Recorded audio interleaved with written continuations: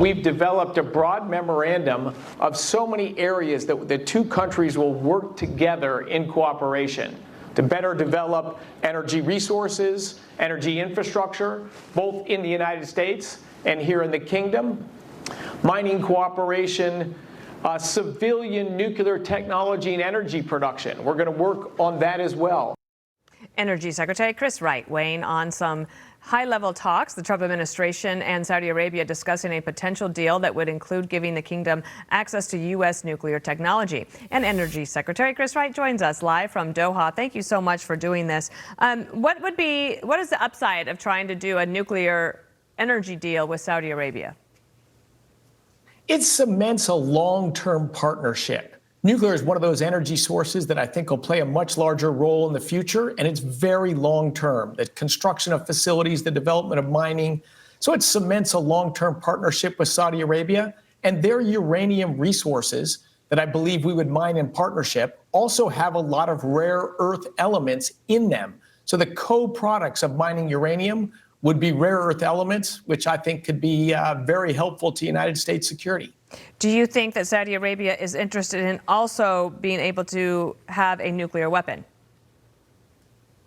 No, I don't think so at all. You know, what's key to Saudi Arabia, since the foundation of the nation, they have been a close strategic ally.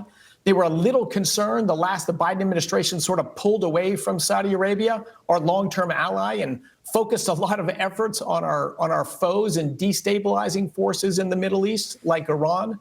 I think Saudi Arabia is glad to see the United States focused on them and focused again on our allies in the Middle East and not our foes. Is there a possibility that on your trip, whether it be Saudi Arabia or Qatar, wherever you are, that you are looking for them to invest in America when it comes to energy? Oh, hugely. All three of these nations, the United Arab Emirates, Saudi Arabia, and Qatar, are all very keen on close partnerships with the United States. And one piece of that partnership is to invest the funds. They're very profitable countries. They want to put most of their capital investments in the United States. And of course, that aligns perfectly with President Trump's agenda to reindustrialize America, bring job opportunities and investment back into our country. That has been a topic in all three countries discussed. President Trump weighed in on Iran wanting a nuclear weapons program on Monday. Let's listen here. And if we have to do something very harsh, we'll do it. And I'm not doing it for us, I'm doing it for the world. And these are radicalized people, and they cannot have a nuclear weapon. Does that include a potential strike on Iranian nuclear facilities? Of course it does.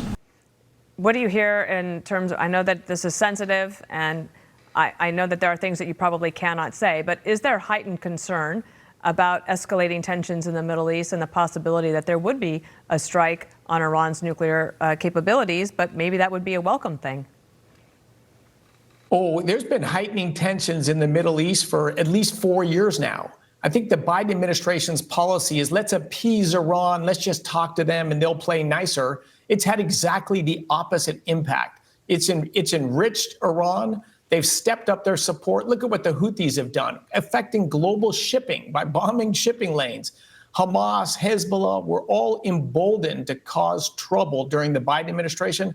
I will tell you, I have been welcomed very warmly in all three of these countries, not just because of an honest discussion about energy, but because the U.S. now shares their strategic fear of a nuclear-powered Iran and how destabilizing that would be with the Middle East. All three of these countries stand firmly with the United States for the broader Trump agenda, which is prosperity at home and peace abroad. But that takes a strong, resolute America. And we've faltered from that the last 4 years, but I think they see America is back under President Trump. Let me end with a question that just caught my attention. There's this huge Saharan dust storm that is coming up from Africa and all the way into Europe. And in fact, in Germany today, Bloomberg reports that the Saharan dust could curb a solar output as it blows into Germany. And you can see these photographs of big, huge solar farms just covered in this dust, which means no electricity today. Yes, you know, it's, again, this is generally a sunny area, but if your weather source depends on the state of the weather, yeah, that's inherently an unreliable source. And Dana, probably most of your viewers don't know, in the 1930s, we had Washington, D.C. shut down for several days because of inches of dust covering the city of Washington, D.C.